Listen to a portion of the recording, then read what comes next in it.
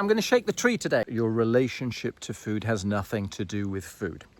There's the punchline, okay? Your relationship to food has everything to do with your relationship to yourself, to how you consider yourself, whether you think you deserve pain, suffering, pleasure, love, whether you are kind to yourself or you think that there is a scorecard to keep, and so on and so forth. Yeah.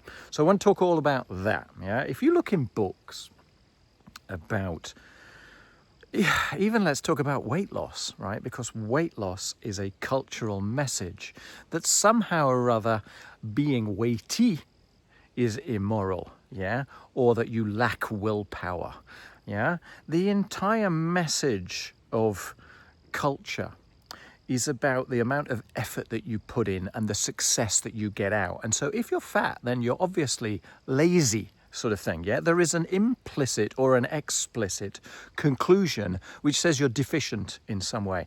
Even the word eating disorder, right?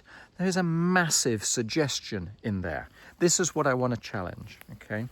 How about if the possibility instead was that you and your relationship to food is manifesting a correct conclusion that you have been drawn to based upon your relationship with yourself, yeah? That it is a symptom, that it's not the thing in itself, that it doesn't matter if you reject the clean plate club, yeah? That it doesn't matter if you avoid or engage with sugary foods or fatty foods or whatever, that it's not about the food.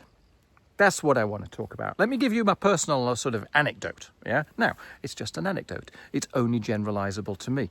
But I think it's kind of interesting, okay? So I have forgotten to think about my relationship to food, which is a wondrous state to get to, yeah? I heartily recommend it. I've just been away, you know, this, if you're astute, even though I'm looking somewhat like an egg here, if you are paying attention, you'll see that I am no longer in the desert of North America, okay? I've been away for many weeks, in actual fact. I've been away for 6 or 7 weeks. Now, the only thing that I want to say about this is that every hook by which I might have maintained the routine of my food eating and my relationship to food and my habits and all that kind of stuff, every single thing by which I hang the hook of my routine when it comes to food has been obliterated over many weeks.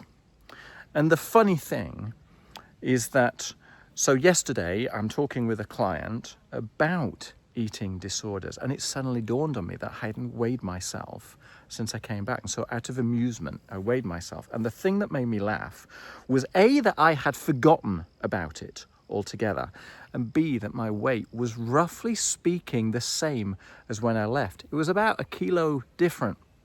The best part about that is not the fact that the weight is the same as it was before. The best part about it is that I forgot, that I didn't even consider it as abnormal, right? That it wasn't part of my preoccupation. And this is where freedom from food comes to, yeah? So, I don't know if you've come across this concept of intuitive eating. What we're talking about is thinking a little less and getting back into conversation with your body. That requires trusting yourself. It requires potentially not abdicating your responsibility to the expert, to what culture says you should and shouldn't eat, and trusting yourself. Now, we're talking about trusting yourself in relation to your body. There is a lot of cultural expectation. There is a lot of weight attached to this feeling of what I am inside myself. And so handing away the rule book that has been given to you and deciding to trust yourself can be somewhat of a scary experience. but it feels like coming home. And the only way that you'll know what is the other side of that is by experiencing it. But the wonderful thing about experiencing stuff is that that is where permanent change is made. It's by doing something different, seeing the results, and coming to a conclusion which can't help but shape and shift and perhaps pull the rug out from your previous conclusions. Yeah?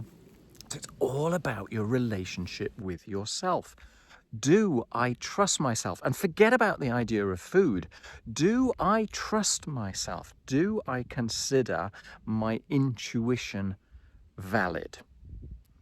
Do I consider the messages in my body valid? Do I even hear the messages in my body? What happens when an uncomfortable feeling comes up? Do I listen to it or do I push it away? Do I delude myself with some noise? Yeah, do I distract myself with some noise? Or do I dive into it, say thank you, and, go on then, give me your best shot, tell me what it is that you're talking about. Because in order to eat intuitively, in order to listen to your body, you have to consider that you are worth it and that you potentially know what's in your best interest, even when that disagrees with what Mr. TV or Mr. Health Expert says, that at least your point of view is equally valid. Yeah. And so suddenly when you do that, there are no forbidden foods. Yeah.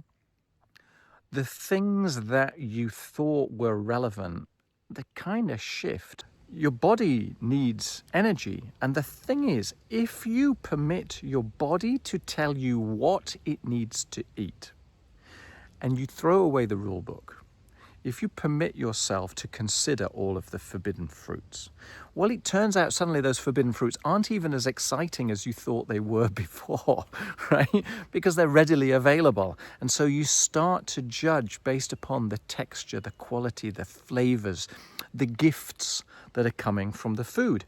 That also requires you to consider inside of yourself, do I deserve good food? Do I deserve to thrive? Or do I deserve to just kind of get through the day and pass the day as quickly as possible? Yeah. Do you see where I'm going with this? Yeah.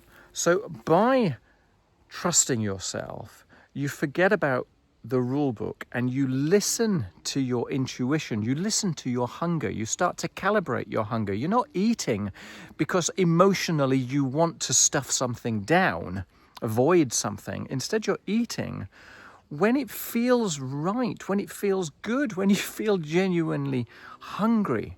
When you have an emotion which feels uncomfortable, there's no need to resort to food because instead you relate to yourself in a way which says, go on then, tell me what this is all about. Let's talk a little bit about culture, because it's important to consider that the way that you look at yourself is shaped through the messages that we are being receiving every day since the day that we're born.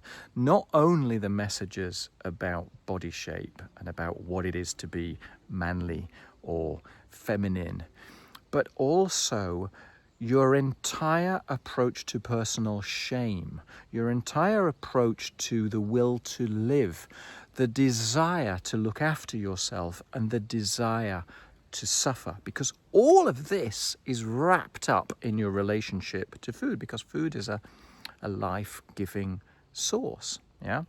What is your perception based around how you fit into society, how you fit into culture, how much of that message you're going to receive and how much you're going to consider to be outside of your boundary, outside of your kind of zone of responsibility, and what are the choices that you're going to take from that?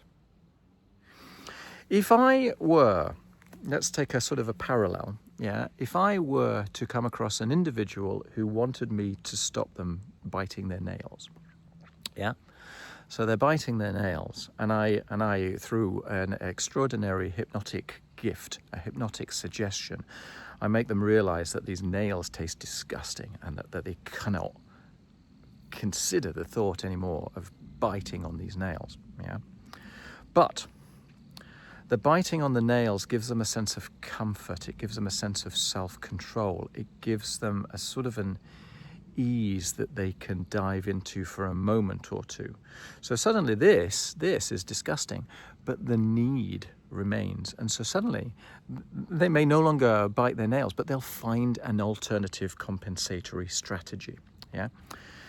Consider that your relationship to food is a symptom, is an expression of your relationship to yourself, and you suddenly start to see the parallels. Yeah. So you might segment the rule book. You might consider at one element this idea of exercise, that if I don't exercise today, well, I can't eat tomorrow because I haven't done XYZ. Yeah. There might be a sort of an element of control about it, of the need to maintain control in one part of your life because other parts of your life are out of control, for example. Yeah. Or it might be this idea of, okay, so how do I feel about myself? Do I deserve pain or pleasure? Do I deserve suffering or do I deserve inner kindness? How does it feel when I look myself in the mirror? All that kind of stuff. So effectively what I'm saying about your relationship to food is it's not about food. It's not about food. So ditch the diet books, ditch the regime, ditch the stories by which you surround yourself in a matrix of hooks and rules and thought processes and judgments and other people's judgments and contextual judgments. Just for a moment, give it up, throw it away, and start to calibrate with yourself. Start to nuance your feeling. Start to consider, am I genuinely hungry? When I'm genuinely hungry, I'm going to give myself what I require. Or am I trying to stuff down a feeling and no amount of ice cream is going to truly stuff it down? It's only going to work a little bit, sort of thing. Yeah? You calibrate with your hunger, you calibrate with your feelings, you calibrate with your gifts, and you honor yourself. In a funny way, every single thing that I talk about is about getting back on your own side. It's about making friends with yourself. It's about trusting yourself and permitting yourself the joy of life. Yeah, I'm going to shut up there. Your relationship to food, your relationship to exercise, your unrelationship, perhaps your problematic relationship, is an expression of a very, very complicated cocktail of ingredients, some of which are personally experienced, some of which have been thrown upon us by cultural anecdotes and cultural expectations, some of which are completely misdirected conclusions that came at important moments in our life. And all of this is going on in our relationship to ourselves and our relationship to food. So especially if it's an emotional eating aspect, if it's a shame-based response, talk to someone about it. Yeah? Talk to someone who is not a shame-based individual and explain what it is that you're going through. The key to all of this is unshaming. The key to it is radical self-acceptance. Yeah? Radical intuitive eating comes from radical self-trust, and you can only get there from self-acceptance, because then you can start to calibrate where you are, check in with yourself, ask what feels right to you, honor that, and the end result is a beautiful body that you can look at with thrilled joy. Yeah, that this feels true, that this feels like coming home, that this feels like the real you, the you underneath the noise. All right, take care. Cheers. Bye.